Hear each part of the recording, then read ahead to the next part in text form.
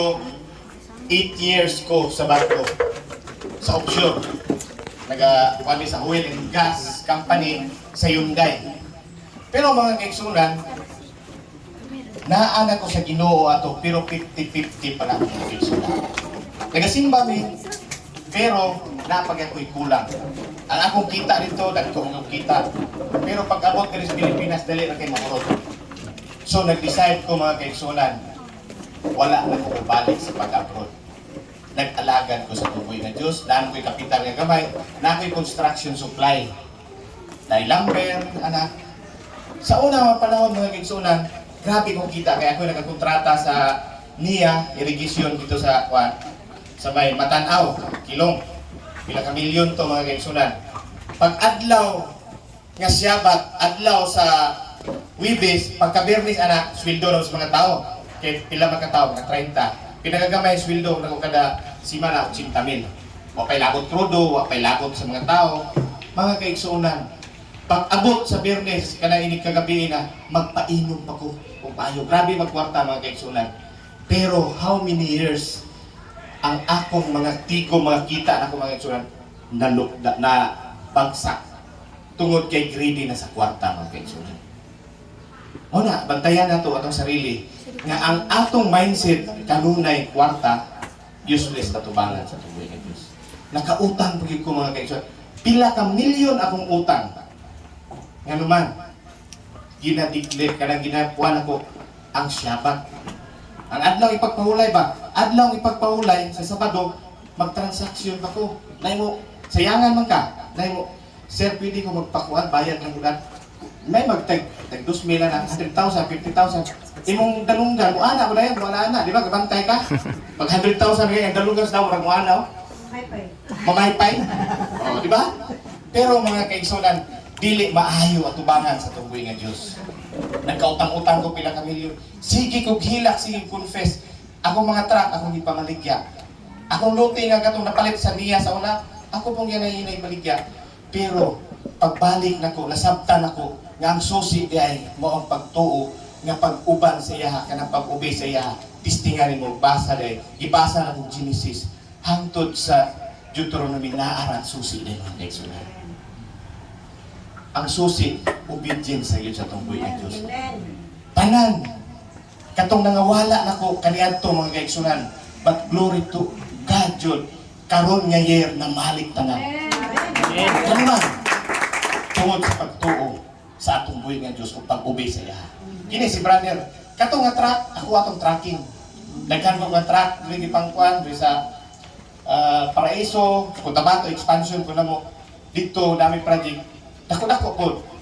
Pero katong nga time mga kaigsunan, ipakita po sa atong buhay nga Diyos nga naagi sa inyo.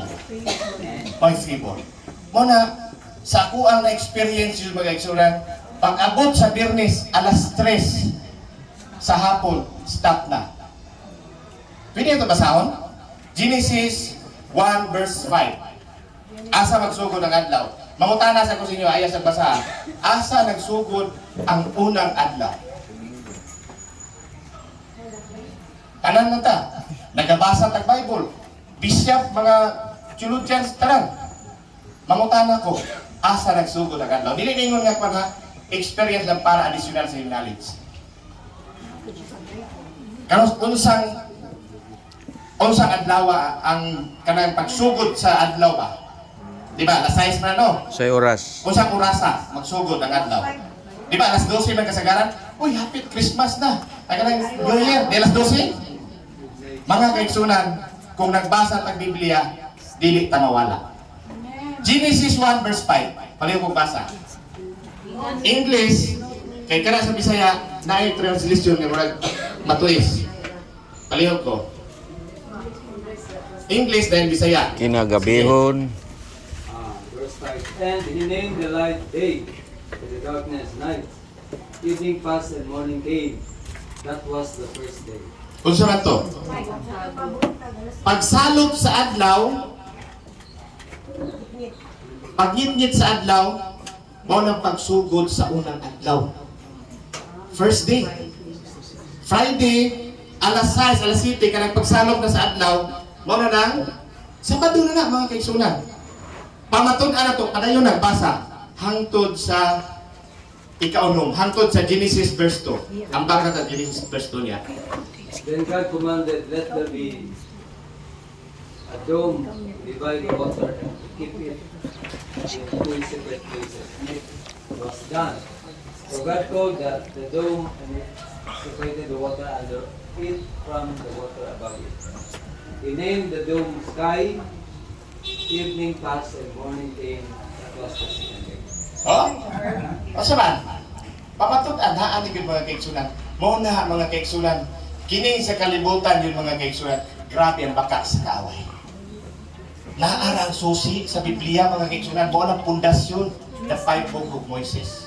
Pundasyon na to na para kita dili mailan. Di ba? Kamantay ka alas 12, dili ingon mandaot ha. Dili ingon ha. Additional ni siyang dali pa mo suko ha. Kasi masuko. Kana siya additional sa yung knowledge mga kaigsunan. Pagsalop sa adlaw, mo ng first day. Diya ka magsugod. Pag umana mo na, pagka Sabado sa alas 7, pag wala na yung adlaw, Domingo na na. Kunya, masalop pa ng adlaw niya. Wala na yung adlaw, Lunes na. Pagkabuntag, Lunes na sa one day. Dihang na ito kuha ng experience na ito mga kaigsunan. Sa akong pagtuon yun mga kaigsunan, sa akong negosyo, nakatunan ako, ang panalangin di ay, ang tao gitagaan, di ba natin wisdom? Isa-isa ta wisdom, walay pobre ang kalibutan ng mga kaigsunan. Gigamit tas Ginoo ang imong wisdom, ihatag sa inwa para ikaw makatrabaho ang bahay. Pero, naay, guide, naisusit mga kaigsunan. Ang number 1 yun, kining siyabat yun mga kaigsunan.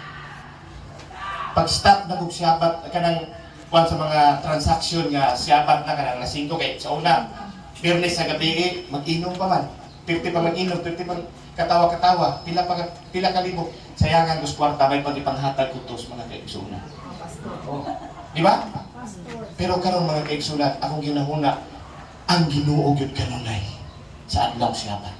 Tanang transaksyon na ay gahapon na mo bayad nga mo i-download niya. Wala ko kagbantay, i-download man yun niya, pero nangayon pa sa ilo sa tuboy ng Diyos. Hindi ko gusto sa adlaw siyabat na transaction mga kaigsunan. Kaya nga naman, ningon sa Exodus at sa Genesis verse 1 hangtod 3, pareho ko basa. Verse 1 o Genesis 1, verse 3. Unya naingon ng Dios, mutunga ang kahayag ug mutunga. At Genesis 2 verse 1 ay verse hangtod 3. Genesis 2. Genesis chapter 2, gibasa kaniya. Ito gibasa kina. Oh, sige. tulo. Sa ikapitong adlaw, Oh, kana. sa ikapitong adlaw nauman sa Dios ang tanan niyang gibuhat ug mipahulay siya gikan sa tanan niyang gibuhat. Oh. 3. Gipanalanginanan sa Dios ang ikapitong adlaw, gibalaan niya kini kaysa maong adlaw natapos niya ang iyang pagpamuhat ug mipahulay siya gikan sa tanan niyang gibuhat. Amen.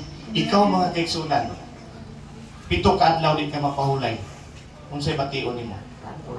Kapoy. Mao na ang gusto sa Ginoo mga kaigsunan. Kung ting papahulay niya nga iyahang adlaw balaano na to. Wala na negosyo, wala na tawag-tawag. Off na natanan. Diha na ako nakita ang panalangin. Nga grabe giday ang panalangin sa Panginoon. Mga kaigsunan mo. Kato dito sa tracking ng mga kaigsunan, wala ko kailangan dito sa Cotabato nga nung itawag siya. Kaya ako, nagsiyo pangayo sa atong buhay ng Diyos, nga akong mga kaigsunan makatrabaho, nga dili maglisod. But glory to God, itubag ang atong pagkakas. Kaya naman, kung ikaw matinumanon, tubago niya. Amen. Mo naningon sila, Rabay, nay hallelujah ba? Tanan ta mga kaigsunan, naa, nag-atang na daan. Nag-ana na daan ang panalangin sa pagkinabuhi mga kaigsunan. Ang problema ang pagsungkit. Kung ang pagsungkit nimo ang gigamit nimo, lahi nga susit, isungkit nimo sundan kutsilyo, mahulugan ka, matagagan ka, makuratan ka, milyon. Di na ka mabalik kung alagad sa tungkoy ng Diyos. Mao po na ang pagtubag po sa itong pag-ampo mga kaigsunan. Nag-ampo ka nga mamilyonaryo ka sunod adlaw, sunod tuig ka na, nag-ampo ka nga makabalay ka, makasakyanan ka. Pag-abot sa tanan, mindset is tao ha, naabot pila ka milyon, makita pag mo simbahan. Nakadaog og luto 20 million. Asa man nakita mo to ang Singapore? Nagpicture-picture, nag-TikTok, nagana sa sakay barko. Mao na ang Ginoo ginatan-aw imong kasing-kasing. Bisan kung saon magsigil kay ampo mga kaigsunan, wala pa mabot na ay perfect time ana mga kaigsunan sa ilang kinabuhi. Tan-awa ang usa ang imong kasing-kasing. Nga dula pa may baba. Ug ang imong pagtuo. Amen? Amen. Namin sabtan? Pas-pas ka ba? Pas-pas ka ba? Muna mga kaigsunan, ang panalangin, ang susi sa panalangin, obedience sa pagwil. Amen. Amen. Amen. Amen ba? Hallelujah. Muna, sa ako, encourage sa inyo mga kaigsunan, sa tuang tanan diri mga kaigsunan, naam yun ang problema isa-isa, na kay giampo di pala matubag, padayon lang sa patampo. Ako naghilak na kong bayo kang pagbuhat na mo diya mga kaigsunan. Kaya nga naman, track na ko, ibaligya. Ako ang mga yuta, di pamaligya. Sige kong hilak, sige ampo sa Ginoo. Ang kulang na nako obedience na mga kaigsunan. Ang pag-ubig sa siyapat niya. Kaya huli yun niya, na adlaw, ayaw na yun. Di na ka pwede mamalit. Di ba, ninong siya diha, kung mabasahan mo, ayaw nagpamalit, ayaw na si transaction. Kaya siya huli. Ikaw nagkikatubang ka sa hari. Kini na hayahari dali, bisag presidente na mga kaigsunan, nagsigi kag lakaw-lakaw, tawag-tawag sa silpon niya, ang hari malipay ba sa mga? Dili yun, yung anak, unsa na ka atong buhay na Diyos. Ay, nagwagi. Stimuli rin na ito, paselo. Sige, kini mga kaigsunan, experience na ko, akong ibalik na ng dungog, himaya sa itong buhay na Diyos. Kaya nga naman, experience ako na ang panalangin, ang susi na. Amen? Ora. Praise the Lord, no? Ako po, no, gamay lang ni slide lang niya ako ang testimony kay uban, nailan ako si pastor, no, katong nag-seminar mi dito la Dr. Torch niya kanang na-absorb na ko dito sa ako about Shabbat niya wala ba yung amiga Shabbat, no? Sabado, daghanin og order mga ice cream, mga anagod niya panahon ni Sabado daghan activity pag tinahinoon nya dito na ako nakatunan sa iyahang Biyernes pa lang sa alas 5 dapat magkuha na jud kanang prepare na ka ana nya dili na mamalit og panahon sa Sabado nya imo na lang i-concentrate para sa Ginoo. Ang among gihimo adto ni pastor gi-apply na mo pero di pa gid ko totally jud nya naka buod jud ba nakabalog jud kay pila ra man gud mi adto ni pastor dili niya permanente. Pero kay uhaw man po ko akong gitestingan niya mo tong nagtesting ko kami pamilya dito mi sa Angkor Bob nako magsyabat ta karong Friday ha wala mo mga kanta ato atong kanang about na sa kanang yawi kanang sa yawi gani o dito kami lima akong anak kami jung lima niya ditong panahon na katong panahon na ingon ako pagkaugma pastora, katong pastora bitaw dito. Dili. Tubo. Magsyabat ta pastora ha, atong pamilya dili mag-worship ta sa Ginoo, basa tag Bible, anya kung kapoyon ta, mo itahapon ta. More on God lang ito, ay kung kaon ana, dito mo kaon. Nya, ato ni hatag para sa Ginoo. Nya ingon siya, oh sige. Karon ang nahitabo. Wa man to niya gi-obey. Kami lang ang nag-obey, kami pamilya, limami. Siya, ang nahitabo, nagbautismo yun siya, nagluto-luto yun. Nagbautismo. Ang nahitabo silang baptism, yun, hapit sila, nangaguba ilang sakyanan.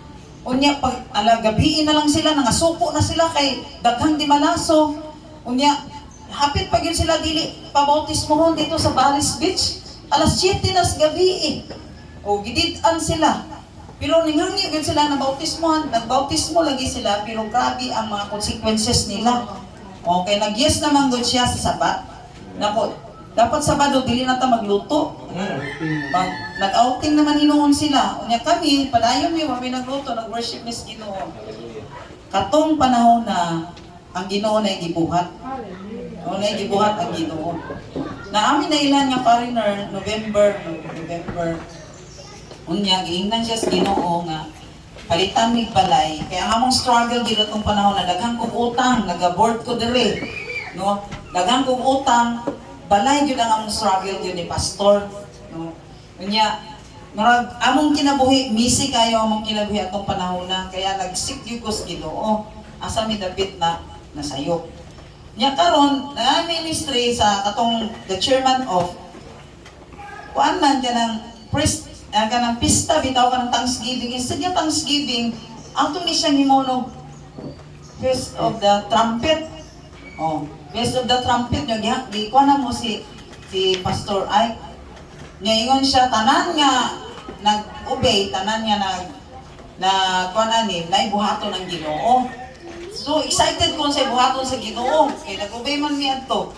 Nya wala nami nagkaon ng baboy, wala nami inako. Dapat magpiesta ta dili baboy. Dili litson. Dapat baka, kanding. Kay lamb, kanding. Ana ba? O man gyud na sa Bible gyud ang kung imo sa Isaiah 65 sa Isaiah 65 dito ko na kuan ba nga dili di ay maayo kung magkuan tag baboy kay ang baboy di ay kuan din siya kanang lagi hugaw niya lagi may tabo man dali mga matay ang tao. Dali ang mga matay ang tao. Tanawa ko ang tao para kaong baboy. Ay kung ina dali ra dugay mo taas ang kinabuhi dali na siya mamatay. Oh. Kaya akong papa hilig po baboy, akong mama hilig po baboy, daghang kay mga bukol-bukol, daghang kay mga lip notes, ding tubo, mag-witter, ana. Kaya nga no, kusog mo kaon ng tampok sa baboy, na mga lip notes dira. Nya dili pag sa liog dapit ang gusto. Nya mo tong akong mama kahilig jud to baboy gyud kay ang akong papa ang ihamang mong kuan is magbaligyag baboy nya mag-ihaw-ihaw jud mig baboy ana. So, mo to hilig jud akong mama mo tong daghang sakit unya dali sila nangamatay. Ang akong ante nga dili hingaon og baboy, dili ko hingaon og mga karne, taas og kinabuhi. Unya kato, no mo tong akong gikuan mao lang to ako nakuha kay wa pa gyud ako na dig gyud. So ang amo na lang gihimo nag-experience na lang mi nga mag Shabbat ha, yung ako sa kong anak Shabbat ha, worship tas Ginoo. Hingubi akong anak kay misip pang kinabuhi sa akong anak to atong Coast Guard na ako. Wala pa gito totally nag-obey sa Ginoo, pero diha na ako na-realize na dihang nag-obey ko sa Ginoo. Nya Sabado, di ko ana mo kan mag-fasting ko ana no. Sabado, fasting mi ana. Shabbat na ruang.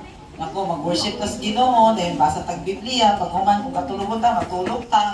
Pagka-alas 5 ana, pag diha pa mi magluto. Ana. Kaya akong ikaduha ko usay, mga media man eh. Kamo lagi fasting ako, pasmo. Naku walay pasmo para sa Ginoo. Pero ang ako gyud nakuan katuningon si pastor na naagi buhaton ng Ginoo kay sa tanan niya, wala gyud buhaton ng Ginoo. Na-miss jud ko sa Ginoo kay grabe ang favor sa Ginoo. Ang pabor sa Ginoo matingala ka first time na mo nag-ila ni Ma'am Reyna Sims. Pero ang favor sa Ginoo. Wala lang na ako damha nga grabe ang Ginoo nagbuhat. Amen. Giingnan siya sa Ginoo nga palitan mig luti, tagaan mig balay. Dili para sa church, kundi sa pamilya lang ihatag. Wala niya gituman. Nya November to siya nahitabo. Wala niya gituman na Feast of the Trumpet September to pastor no? O September niya. November to siya. Nya pagkahumanan to, giingnan siya sa Ginoo, wala man siya nag-obey sa Ginoo. Ang nahitabo sa iya ha, rush to the hospital, na hospital siya, na operahan siya 3 times. No, 3 times siya. Samtang nasa sa hospital, ang iyang luxury boat, i-transact ang iyang luxury card, ikawat, o ang iyang jewelry, ipang-ransack. Pag May, ningani siya Pilipinas. Muna ko dapat, di pa siya mani, kay major operation, maya siya. Dili mani siya Pilipinas. Imagine ka, na-shock ko ba, na-shock ko ha? Foreigner, ning luhod sa mga tubangan. Yeah, Pastor Lemuel Ortega, Teresita Ortega, come here. Ni-bow down sa mga Lord. Nako, ma'am, na-shock ko. Nako, ma'am, please don't bow down. We are not God. We are just human. No, Terry, I am your servant. No, ma'am, we are your servant. No. I am your servant. Please stand up. Siya, you know what happened to me? In 2000, November, the Lord spoke to me that I will buy land for you and I will buy land for you and I will build house for you. Not for the church, but for your own. Not for the church, but for your own. 3 times gisulti. And now I'm happy because I obey the Lord. I will buy land for you and I will build house for you. Grabe ang Ginoo. Tapos, Dili lang na mao. Yang gusto pagit ang pabor sa Ginoo na kamong tanang pamilya, do you have passport? Gusto niya kaming the whole family yang dadon sa Alaska. Niya gitagaan niya ni og budget para makuha og passport. Ipadali-dali gyud niya no para mak-add to Alaska. Ingon siya, I have 6 houses there in Alaska. The lot area is 400, the floor area is 600 square meters, 6 houses. Makapili mo, bisag asa dito napita. Ingon siya, pili mo dito. Ingon si Ma'am Reyna. Pero tungkol sa pandemic, tungkol po sa mga requirements, wala po niya. Nga po yung mga babag po. Niya, dili yun ingon niya, kanang full time yun ko nagkuhan bitaw kanang nag-obey yun sa Shabbat. Usahay matintal pa ko, no? Matintal pa ko na pa yung mga transaksyon usahay. Pero sa diyang dito mi sa Palawan, itong nga tuming Palawan, nag-mission mi sa Palawan, gingnan yun ako si Ma'am Violeta, Pastora Violeta, pag Saturday, Friday, Saturday, mag-Shabbat yun ko. Bahalag, asa mo mga adto, basta ako hilig yun. One time, yun siya, gitistingan yun ko sa Ginoo, nagpadala si Ma'am Reyna o kwarta sa Mua. $1,500 para to siya sa balay. Unya, ingon ni Ma'am Violeta, kinahanglan, ato diyong i-withdraw karong Saturday. Yun ako, mag-Shabbat man ko pastura. Dili man kamukhaon niya ako, no? Mauban ramang kastua. Ang nahitabo, ning uban ko kang pastura, kay man pleaser na kayo. Ang nahitabo, wala gyud mo na withdraw tong kwarta gipalisod-lisod yun mis Ginoo. Ningadto na lang mis laing lugar nag-withdraw wa gyapon na withdraw tanawa lagi pastora kay ngano Shabbat manggod dapat dili lagi ta mag-transact og kwarta. Daghan kay yung mga kaway dugay na mo na withdraw 2 weeks pa lang mo na withdraw ang kwarta. Perting dugaya. Unya ang nahitabo pag yun kay katong pastor dito yun ako dapat mag-Shabbat jud ta inig Sabado. Ni si Ma'am Violeta lumba kay materialistic man kayo. Iyang gi pagkahakot og kahoy. Ngun siya mag-Shabbat kung ako. Ngun siya pahakot niya kahoy ng Sabado kay magtukod magsimbahan dito sa ilaha. Ako wala gyud ko nagpatintal. Ngun ako di ko magpatintal kay naana ko lesson. O tanawa wala na withdraw atong kwarta. Unya ning nag-ampo ko sa Ginoo nga maabot og 60 kapin ang amount sa kwarta pagkalunis unta adto pastora kung wala ta na di malaso pagka Saturday pagkalunis unta nahimong 60 gyud ang rate sa dollar atong panahon na nya uni na mo ma-withdraw niabot na lang po nino naubos og 45 naubos ang kwarta kay ngano wala lagi nag-Shabbat wala nang kubay ba unya katong among pastor kato si Alvarez na-discuss siya naguba ang ban na-discuss siya. Nasama pag siya mo lagi kay imbis mag-Shabbat ko pag Sabado gisugo manggod ko anak. So mo na nga kanang sa ako lang experience karon na pod medyo nakalimot-limot na sad ni mag-ulang gi-revive na pod sa Ginoo kay ang akong mga utang atong panahon nga nag-Shabbat ko dito gibayaran sa Ginoo ako mga utang. Daghan kay ko mga utang gibayaran sa Ginoo ko mga utang. Naaraman di ay sayon, pero di paningkamot tala, diskarte. Magsige maninog ko, asa mo di pang diskarte? Nga makautang-utang maninog, pero katong naghatag ko sa Ginoo time ka ng Shabbat, gibayaran sa Ginoo ko mga utang.